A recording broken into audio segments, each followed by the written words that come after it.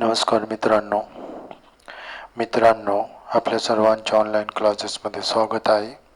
मित्रांनो, master academy of एज्युकेशनमध्ये आपल्या सर्वांच्या मनपूर्वक स्वागत आहे. इयत्ता 12वी अर्थशास्त्र या विषयातील प्रकरण क्रमांक 2 उपयोगिता विश्लेषण या प्रकरणामध्ये आज आपण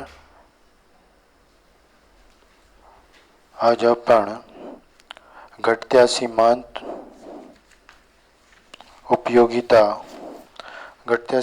उपयोगिताचा सिद्धांत अभ्यासणार आहोत आणि सिद्धांताचे गृहीतके अभ्यासणार आहोत. डिअर स्टुडंट्स,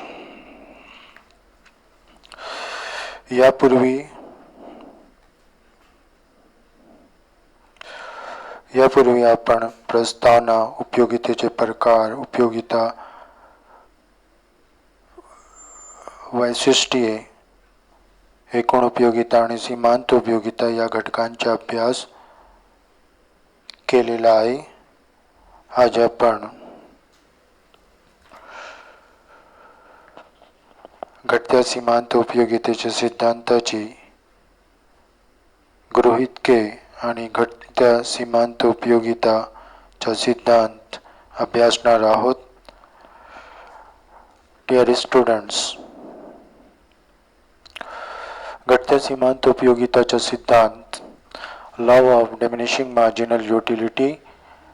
प्रस्तावना. घटत्या सीमांत उपयोगितेचा सिद्धांत सर्वप्रथम प्रोफेसर गॉसेन यांनी मांडला, परंतु प्रोफेसर अल्फ्रेड मार्शल यांनी 1890 साली प्रकाशित झालेल्या अर्थशास्त्राची मूल तत्त्वे प्रिन्सिपल ऑफ इकॉनॉमिक्स या ग्रंथात विस्तृत स्वरूपात स्पष्ट केला. सिद्धांताचे विधान. प्रोफेसर अल्फ्रेड मार्शल यांच्या मते इतर परिस्थिती स्थिर असताना व्यक्तीजवळ आधीपासून असलेल्या एखाद्या वस्तूच्या साठ्यात वाढ होत गेल्यास त्यापासून मिळणारे अतिरिक्त समाधान कमी होत जाते. दुसऱ्या शब्दांत, इतर परिस्थिती कायम असताना एखाद्या वस्तूच्या साठ्यात वाढ होत गेल्यास वस्तूच्या साठ्यात होणाऱ्या वाढीबरोबर प्रत्येक वाढीव नगापासून मिळणारी ज्यादाची उपयोगिता क्रमशः घटत जाते. थोडक्यात, एखादी वस्तू अधिक प्रमाणात असेल तर ती वस्तू अधिकाधिक प्रमाणात घेण्याची इच्छा कमी कमी होत जाते. डिअर स्टुडंट, घटत्या सीमांत उपयोगितेचा सिद्धांत खालील कोष्टकाच्या आधारे स्पष्ट करता येतो.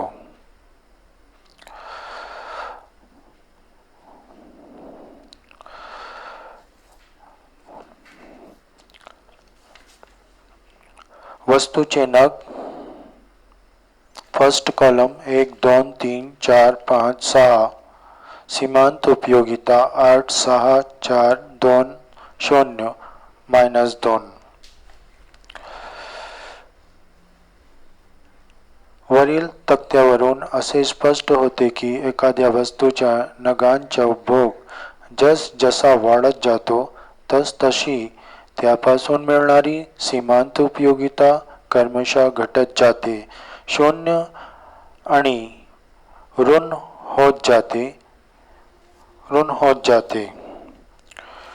डिअर स्टुडंट्स, वरील कोष्टकावरून असे दिसून येते की वस्तूचा साठा 1 ते 6 नग संख्या याप्रमाणे वाढत गेल्यास सीमांत उपयोगिता 8 पासून -2 पर्यंत क्रमशः घटत जाते. घटत्या सीमांत उपयोगितेच्या सिद्धांताचा वक्र.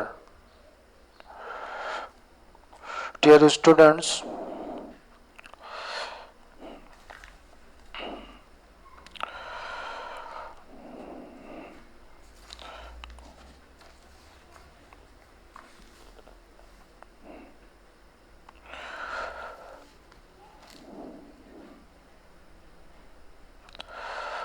आकृतीचे स्पष्टीकरण. वरील आकृतीत श अक्षावर वस्तूचे नग दर्शविले आहेत आणि य अक्षावर सीमांत उपयोगिता दर्शविली आहेत. तक्त्यानुसार सीमांत उपयोगितेचे विविध बिंदू आलेखावर रेखाटून जोडले असता हा वक्र डावीकडून उजवीकडे खाली येतो आणि असे दर्शवितो की वस्तूच्या उपभोगात सातत्याने वाढ झाल्यास सीमांत उपयोगिता घटत जाते.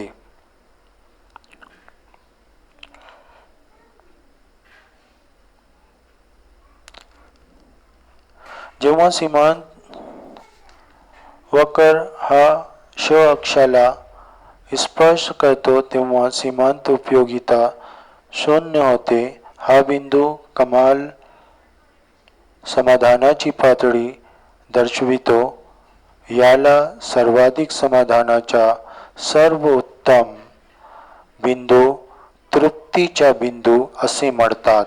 या बिंदूनंतर वस्तूचा उपभोग घेतल्यास असमाधान नकारात्मक मिळते आणि सीमांत उपयोगिता ऋण दर्शविली जाते, जी आकृतीत छायांकित करून दाखविली आहे. Dear student,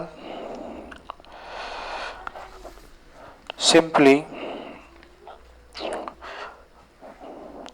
वरील आकृतीत असे दिसून येतो की वस्तूच्या पहिल्या नगच्या ठिकाणी सीमांत उपयोगिता 6 आहे, सीमांत उपयोगिता 8 आहे आणि दुसऱ्या नगाच्या ठिकाणी सीमांत उपयोगिता 6 आहे.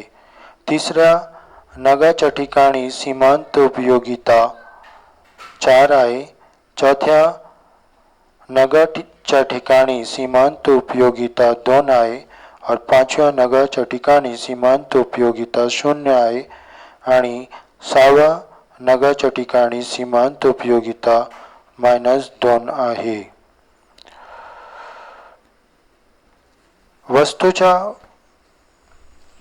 पुढील नगाचे एकापाठोपाठ सेवन केले असता सीमांत उपयोगिता क्रमशः घटत आहे. Dear student, simply वस्तूच्या 5व्या नगाच्या ठिकाणी सीमांत उपयोगिता 0 होते. त्यामुळे वस्तूच्या 5व्या नगाच्या ठिकाणी सीमांत उपयोगिता वक्र श अक्षाला स्पर्श करतो. हा बिंदू सर्वाधिक समाधानाची पातळी दर्शवतो. या बिंदूला सर्वाधिक समाधानाचा बिंदू असे म्हणतात. वस्तूच्या 6व्या नगाच्या सेवनाने उपभोक्त्याला असमाधान म्हणजेच ऋण उपयोगिता मिळते. थोडक्यात असे सिद्ध होते की वस्तूच्या उपभोगात निरंतर वाढ झाल्यास सीमांत उपयोगिता घटत जाते. त्यामुळे घटत्या सीमांत उपयोगिताचे वक्र डावीकडून उजवीकडे वरून खाली सरकतो. डिअर स्टुडंट, गृहीतके. घटत्या सीमांत उपयोगिता सिद्धांताची गृहीतके खालीलप्रमाणे आहेत. फर्स्ट, विवेकशीलता. उपभोक्ता विवेकशील आहे आणि त्याची वर्तणूक सर्वसामान्य आहे असे मानले जाते. त्यामुळे तो महत्तम समाधान मिळवण्याचा प्रयत्न करतो. Dear students, simply we can explain. वस्तूच्या नगाचे एका पाठोपाठ सेवन करणारा उपभोक्ता विवेकशील आहे असे सिद्धांत गृहीत धरतो. म्हणजेच उपभोक्त्याची वर्तणूक सर्वसामान्य आहे आणि महत्तम समाधान प्राप्त करणे हा त्याचा उद्देश आहे असे गृहीत धरले जाते. नेक्स्ट, संख्यात्मक मापन. सिद्धांतात उपयोगितेच्या संख्यात्मक मापन करता येते असे गृहीत धरले जाते. त्यामुळे गणिती प्रक्रिया सहज शक्य होतात. त्यामुळे वस्तूच्या प्रत्येक नगापासून मिळणारी उपयोगिता जाणून घेता येते आणि त्यांची तुलना करता येते. Dear students, simply we can understand उपयोगिता अंकामध्ये मोजता येते असे सिद्धांत गृहीत धरतो. म्हणजेच उपयोगिता अंकांमध्ये मोजता येते आणि उपयोगितेची तुलना करता येते असे गृहीत धरले जाते. नेक्स्ट, एकजिनसीपणा. उपभोगातील वस्तूचे सर्व नग आकार, स्वरूप, रंग, चव इत्यादींबाबत समान आहेत. Dear students, simply उपभोक्ता सेवन करीत असलेल्या वस्तूंचे सर्व नग एकजिन्सी आहेत असे सिद्धांत गृहीत धरतो. म्हणजेच वस्तूचे सर्व नग रंग, रूप, आकार, चव, गुणवत्ता इत्यादी बाबतीत तंतोतंत एकसारखे आहेत. 4. उपभोग साध्य. एखाद्या वस्तूच्या सर्व नगांचा उपभोग कोणताही खंड न पडता सलगपणे एकापाठोपाठ एक घेतला जातो. Dear students,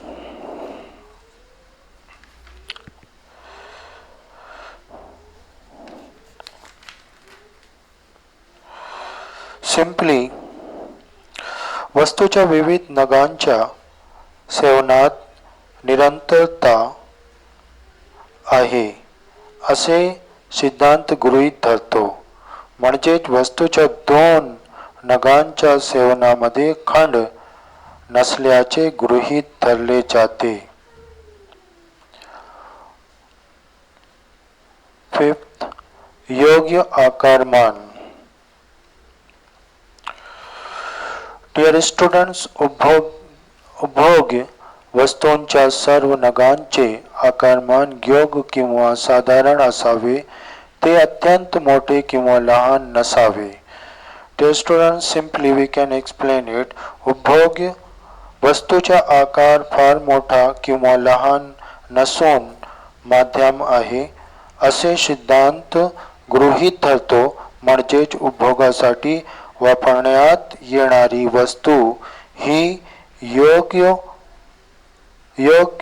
आणि सर्वसाधारण असल्याचे गृहीत धरले जाते. स्थिरता. 6. स्थिरता.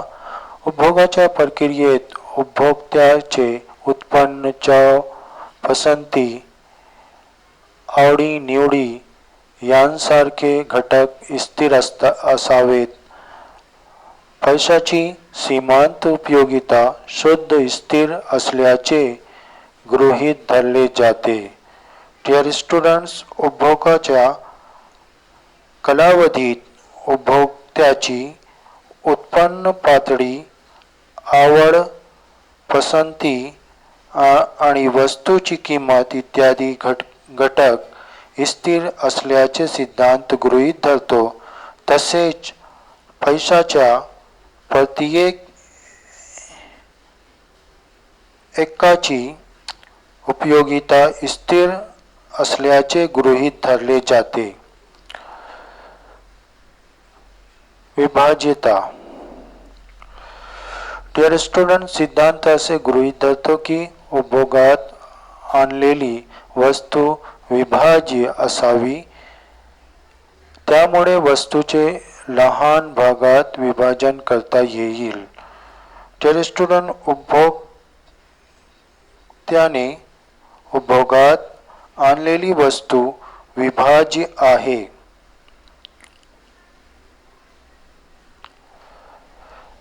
एकच गरज पूर्णपणे भागविण्यासाठी वस्तूचा वापर होतो असे सिद्धांत गृहीत धरतो.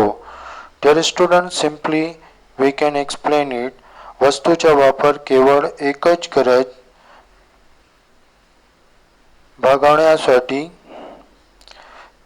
केला जातो असे सिद्धांत गृहीत धरतो. म्हणजेच वस्तूच्या दुसऱ्या कोणत्याही गरजा भागवण्यासाठी वापर केला न जाता केवळ उपभोगासाठी वापर केला जातो.